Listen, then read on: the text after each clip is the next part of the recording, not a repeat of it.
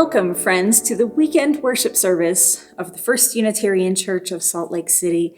We come together once again to lift up what is important to us, to hear words of encouragement and inspiration, and to imagine more clearly the world we are dreaming about. If you're new to our community or checking us out for the very first time, we want to extend to you a special welcome. It's a wonderful time to think about joining a new church community, as so many things are changing in our lives, and we want some place to come home to, some place to connect with others who share our values. If that sounds like you, I invite you to visit our website, slcuu.org, or our social media channels to learn more about Unitarian Universalism and how you can be a part of what we're doing. We have just a couple of announcements before we get underway today. First, just one more reminder about the cleaning supply drive that our religious education department is holding right now. We'd love to see more of you contribute by bringing by cleaning supplies or donating to the fund, all to support the work of Utah Refugee Connection. You can make a cash donation on our website or on your Givelify app, or you can sign up to purchase cleaning supplies using the link provided in your torch email, then bring them by the church and just leave them in the red box next to the north doors. It's just one more way that even in these difficult times, we're still reaching out to support those in need in our community. Second, the memorial service for our friend Patrick Zwick will be held at 2 o'clock on Saturday, May 8th. The service will be conducted virtually by Zoom, so if you'd like to attend, you'll need to visit the website patrickzwick.com and complete a brief registration. It takes about 90 seconds to complete, and then you'll receive the link where you can attend the service. Now, let us begin our worship service by lighting the chalice, the flame that for us represents the warmth of community and the fire of commitment. Symbol of light and knowledge, symbol of warmth and freedom. We light this chalice as a symbol of our faith. Here we gather to celebrate hope and the infinite possibilities of love.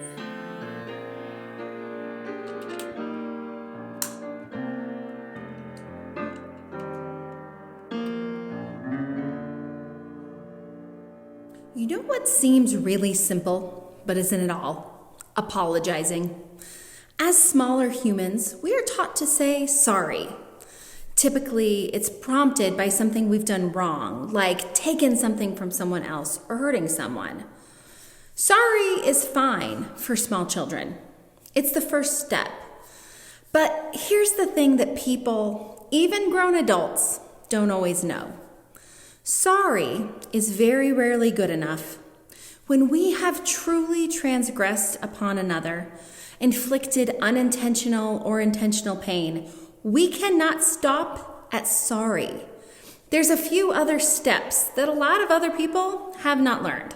So today, we're all going to learn how to apologize appropriately. An author I like, Blair Imani, breaks apologizing into 4 steps. The first step is to take accountability. Own what you did. You messed up. Everyone does. We are all fallible. We may not like it, but it happens. I didn't cook dinner. I missed a deadline. I beamed my sister in the head with a basketball. Things just happen. So, first step, own what you did.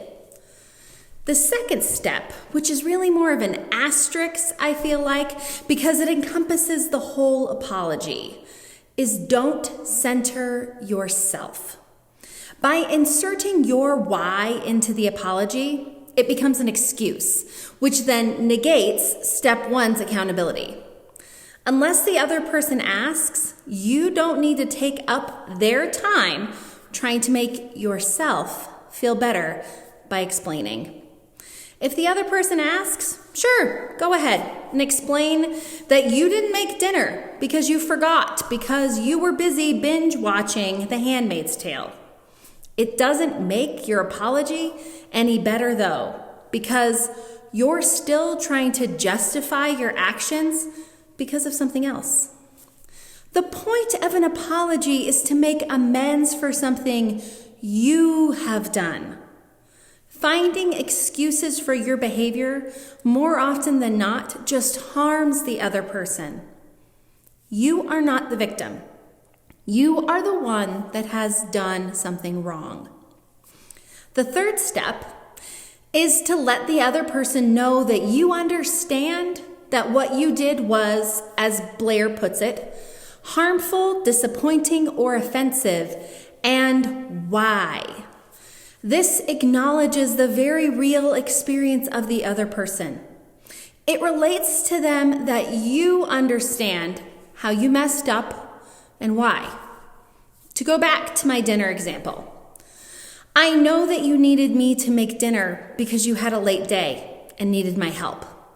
I'm sorry I didn't follow through with what I said I would do. It's really disappointing.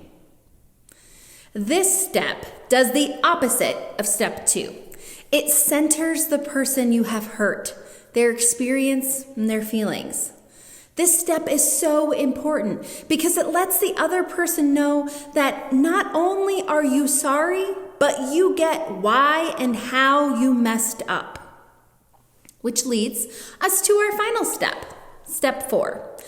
Letting the other person know your plan on how you are going to do better in the future, and if possible, repair what you did wrong. Repair is Blair's word, and I really like it for this purpose. By communicating your plan to do better, it shows not only do you have remorse for what you did today, but you have also thought about how you are going to do better next time you're faced with something similar. With my dinner example, next time it's my turn to make dinner, I'm going to set an alarm to remind myself when I need to start. Let me go start cooking right now. This is not a hard step, but it's often what people leave out. This is one of the biggest problems I have with people who just say sorry and leave it at that. The word sorry doesn't automatically remove the wrong that you have done. Just saying you're sorry leads me to think that you haven't even thought about what you did long enough to figure out how not to do it again in the future. Back to our word repair. Blair uses the word repair, I think, because not all things can be fixed or made new. If we think of it like the Japanese bowls that are mended with gold, the cracks are still there. The gold is still visible. The bowl is mended, but it's forever changed. When we have hurt another person, it will never be the same. You can mend it, but the cracks in the relationship might still be visible for a very long time. My example of forgetting to make dinner is really small potatoes. It's a slight. As people, we can do such greater harm with our words and deeds. Sometimes we can follow all the steps of our apology and the other person is still upset. That's okay. They get to have their feelings. When you have caused harm, you do not get to dictate how the other person feels or if they forgive you. Our words and actions have consequences, which makes apologizing appropriately all the more important. Good luck, friends, as we embark on these important steps in our humanity. When Ta-Nehisi Coates made his case for reparations in the Atlantic Monthly in June 2014, he said, "What is needed is an airing of family secrets, a settling with old ghosts. What is needed is a healing of the American psyche and the banishment of white guilt. What I'm talking about is more than recompense for past injustices, more than a handout, a payoff, hush money, or a reluctant bribe. What I'm talking about is a national reckoning that would lead to spiritual renewal. Truth-telling is a spiritual practice that has applications far beyond the case for making reparations. In fact, nothing broken can ever be repaired unless the truth of the breaking is told first. Unless, as Coates puts it, the family secrets are aired out and we've settled with the old ghosts. Whether family relationships, friendships, or marriages, or broken institutions like governments and churches, all can benefit from truth-telling. It is the central step in restorative justice practices that make things like prison abolition possible, or any condition of the free world we are dreaming about. As we settle into a spirit of prayer, meditation, or reflection, I invite you to check in with the first feelings that arise in you when thinking about telling the truth. Are you committed to always telling the truth? Or is truth relative for you? Do you associate truth-telling with endings or hurt feelings, or with freedom and release? Is your life an open book, or is there a truth that you've been holding on to, a secret waiting to get out? Let us hold all these feelings tenderly as we pray together. This prayer is to the Spirit of justice, for your foundation is truth. We want justice. We long for it and cry out for it, but we cannot get to it without passing through the gates of truth. In this world where lies and deceptions prevail, give us not just the truth, give us also the courage to hear the truth, even when, especially when, it is difficult to hear. Teach us to speak the truth, even when, especially when, it is difficult to say. Give us a hunger for the pure flavor of truth that no illusion nor flattering tale will satisfy. Give us the tools to be truthful, wisdom, compassion, kindness. Truth cannot do its work except in hearts primed for connection. So help us to meet the truth with brave, open hearts, and let us meet each other in this way. And when truth gives us a command, when truth turns us in the direction of justice, let us never fail to follow it. Spirit, restore us to one another through truth to justice. May it be so.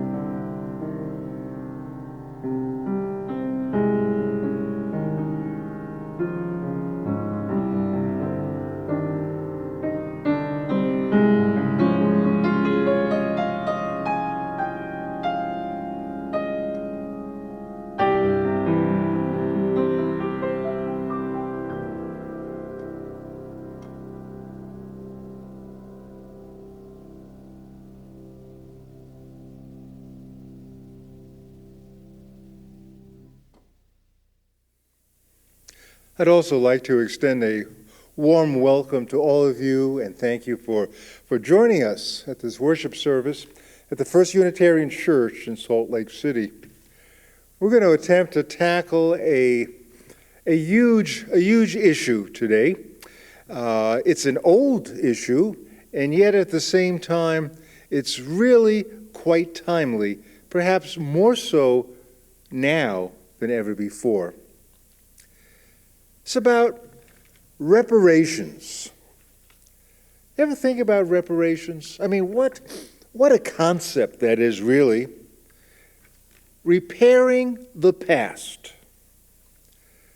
What exactly does it mean to somehow fix history with a price tag for wrongful injuries?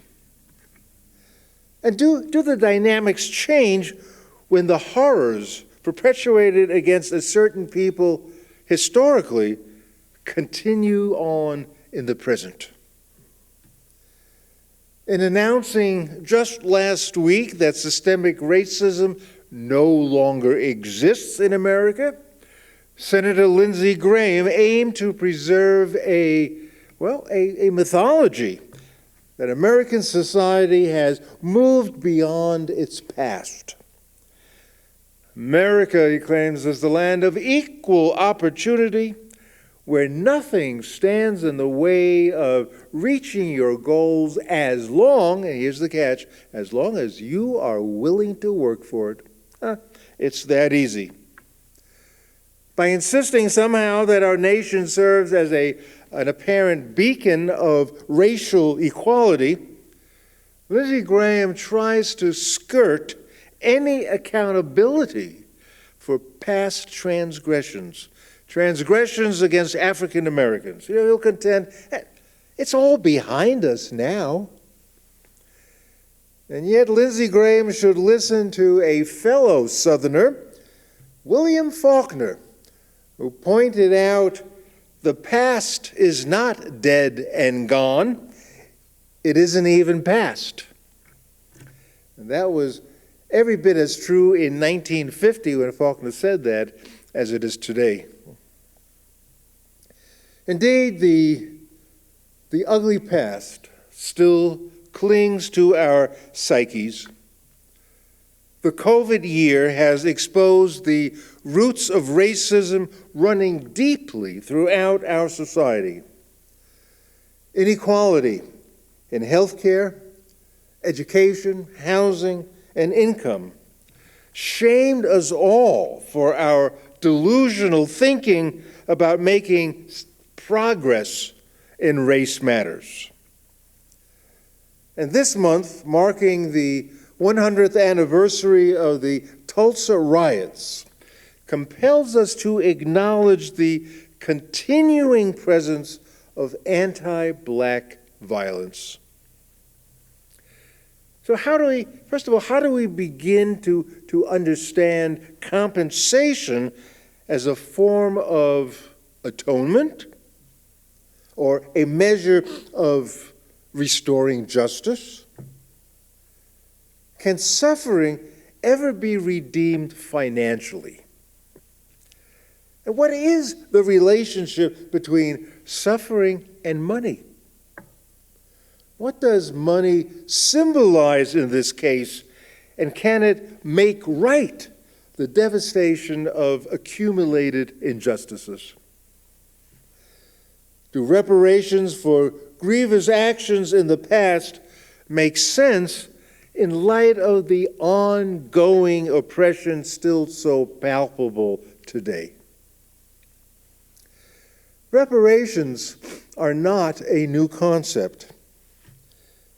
In the book of Deuteronomy, written some 3,000 years ago, reparations can earn you God's blessings. It's clearly outlined. If a Hebrew man or a Hebrew woman is sold to you, he shall serve you 6 years, and in the 7th year you shall let him go free from you. And when you let him go free, you shall not let him go empty-handed. You shall furnish him liberally out of your flock, out of your threshing floor and out of your winepress. As the Lord thy God has blessed you, you shall give to him. So this passage offers a marvelous sense of balance, which really lies at the heart of justice. It also jogs the memory as it reminds the Hebrew slaveholder that he too was once a slave in Egypt. And so the deal is, let the slave go free, give to him liberally when he's free, and the Lord God will bless you in all that you do. In the late 17th century, John Locke, considered the father of liberalism, argued that slavery was inherently wrong in that those who hold people in bondage, his words, have strayed from the rules of reason. It refers to them as degenerate and noxious creatures. Locke insisted that damages are owed for transgressions against the principles of human nature. When one's human nature has been violated, then punishment is in line. And to quote John Locke exactly, a person has the right to seek reparation. John Locke actually used the word reparation. There's a lot of precedent for reparation in recent history, yet never applied to African Americans. In 1990, our government offered payment of $20,000 to each Japanese American who had survived the internment camps of World War II. The families of American soldiers killed in the line of duty in Iraq also received the sum of $20,000. In 2004, the government of South Africa awarded $3,900 to each apartheid victim who had appeared before the Truth and Reconciliation Commission. In 2005, the Canadian government provided compensation to Indigenous peoples who were removed forcibly from their families and confined to Christian church-run schools. Well, the closest that African Americans ever got to damages owed for transgressions against them was 40 acres and a mule promised them right after the Civil War. It never materialized. But I'm thinking, how do we reverse the effects of slavery? Those effects of slavery that extend into our contemporary world. Well, Ida B. Wells brought this betrayal to a head for not receiving any compensation following centuries of slavery when she wrote the following in 1893. The Civil War ended slavery. It left us free, but it also left us homeless, penniless, ignorant, nameless, and friendless. She reminded our government that even when the serfs were liberated in Russia, they were given 3 acres and agricultural implements. Yet in America, blacks were turned loose, in her words, blacks were turned loose to starvation, destitution, and death. Well, shaming our nation didn't move the needle towards reparation. Aren't damages owed for these transgressions against the laws of human nature? Wasn't the cruelty towards African Americans totally obvious and transparent? Or perhaps what emerged as transparent was our nation's core belief in white supremacy, which still cannot come to terms with any wrongdoing towards those considered an inferior race.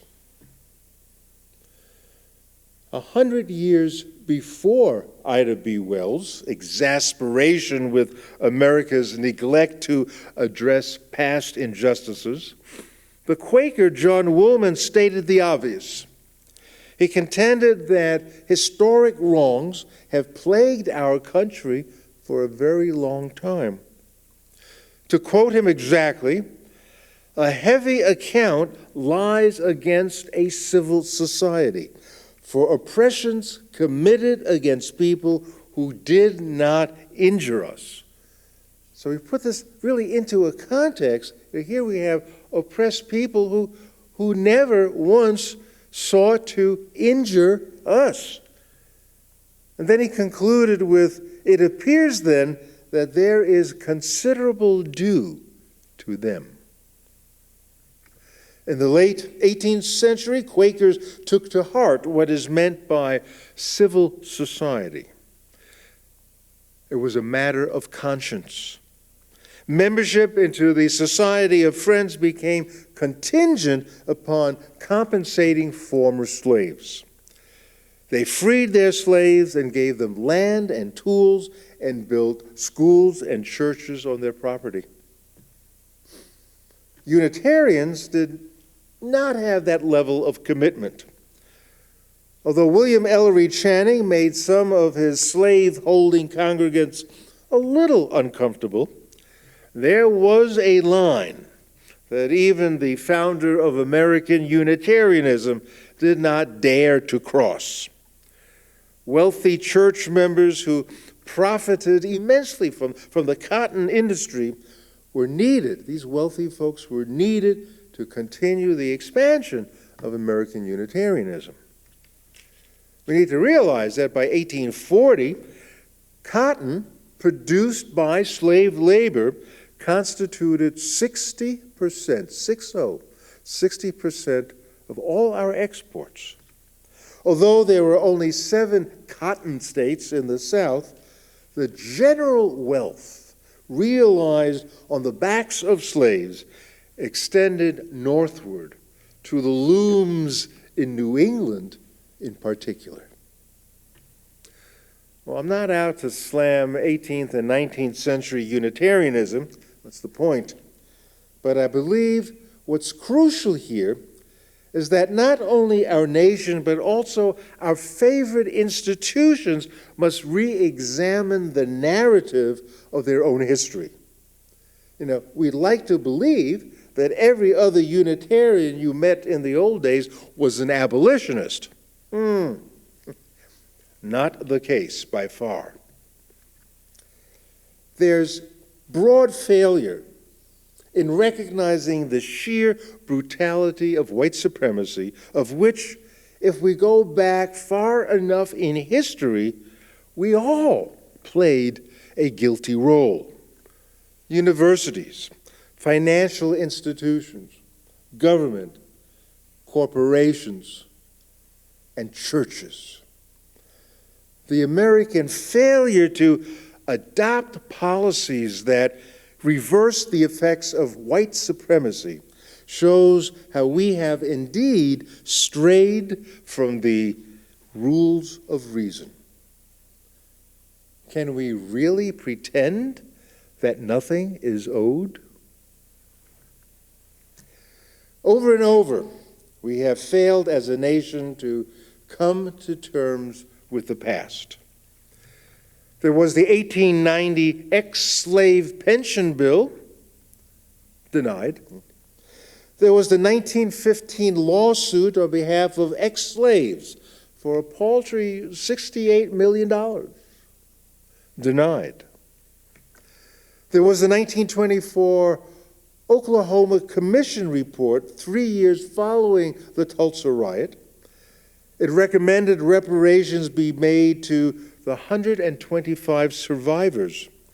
It included scholarship funds for families and an economic development zone. Denied by the Oklahoma legislature. There was the 1957 and 1959 appeal to the United Nations by the Committee for Reparations for Descendants of U.S. Slaves. Denied. At every critical crossroad, we're reconciling the horrific violations of human rights and an opportunity to craft new relationships on a more equal footing. They all met with abject failure. The African-American historian William Darity defined reparations distinctly and succinctly. He said, reparations are a program of acknowledgement, redress, and closure for grievous injustices. The acronym is ARC, A-R-C, acknowledgement, redress, and closure. We have a problem there already. Acknowledging heinous crimes, that's pretty hard to extract. Nobody is willing to accept responsibility, and yet America as a whole is guilty. All of America, you and I included, we're all stained with guilt in failing to reverse white supremacy actively oppressing African Americans today. Racism, we need to understand more clearly, is not the work of a few demagogues spewing hatred through our social media. We're all implicated in racism.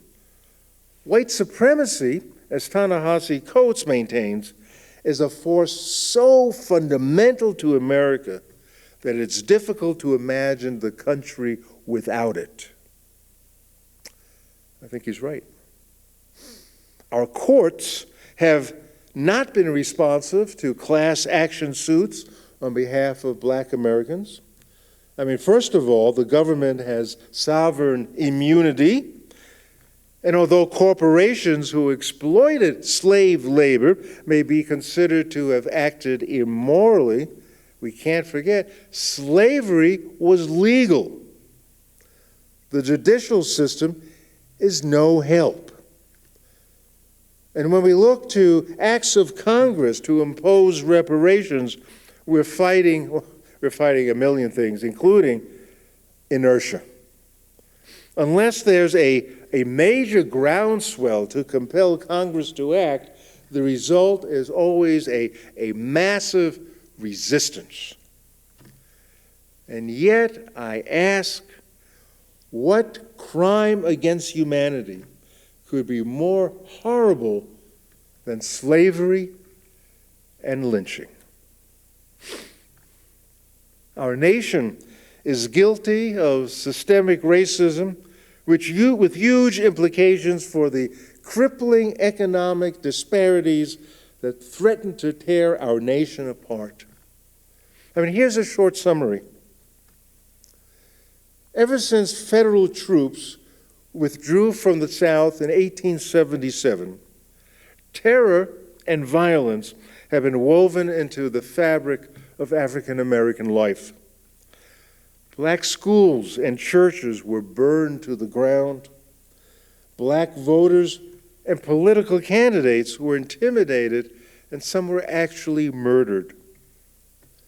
At the end of World War I, Black veterans returning home were assaulted for wearing American military uniforms.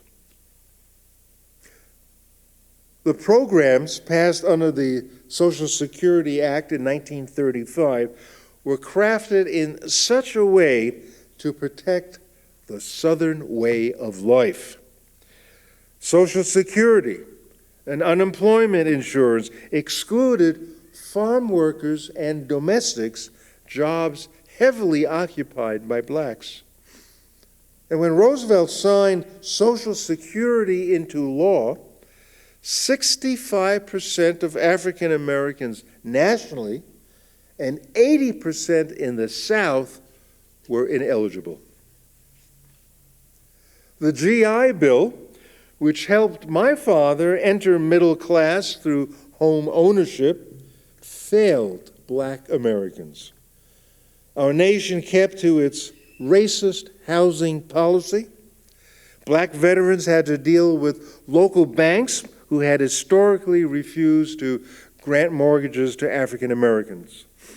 White GIs were guaranteed low-interest loans. African Americans received no helping hand from our government. The real estate industry believed segregation to be a moral principle. The federal government concurred.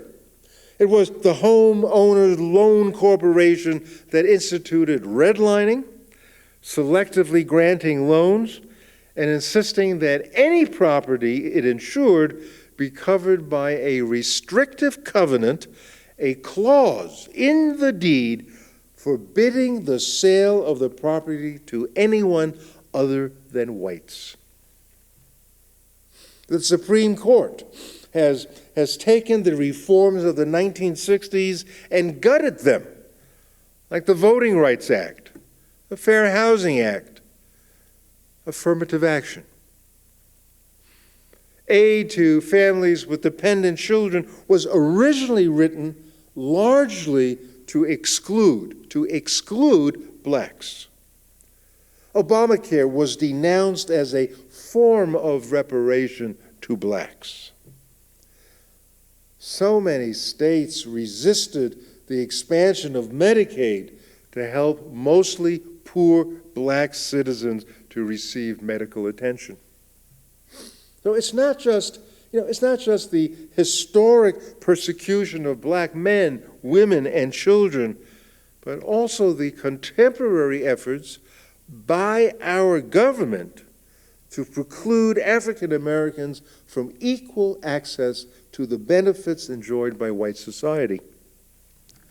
America has actually engineered an untenable wealth gap between black Americans and white Americans. Why are reparations off the table? Now, again quoting Ta-Nehisi quotes, the idea of reparations is frightening, not simply because we might lack the ability to pay. The idea of reparations threatens something much deeper: American heritage, history, and standing in the world. In 1989, Representative John Conyers from Michigan introduced H.R. 40 in the 112th Congress. It was a bill to study, examine, look at it, study reparation proposals for African Americans. The bill has been introduced at the start of every Congress for the past 32 years. After Conyers, Representative Sheila Jackson Lee took the lead, and now the bill is sponsored by Senator Cory Booker. We have tried to get Congress to study reparations for 32 years. I mean, that was even before the Tea Party existed. It was a time when, conversations actually took place across the aisle.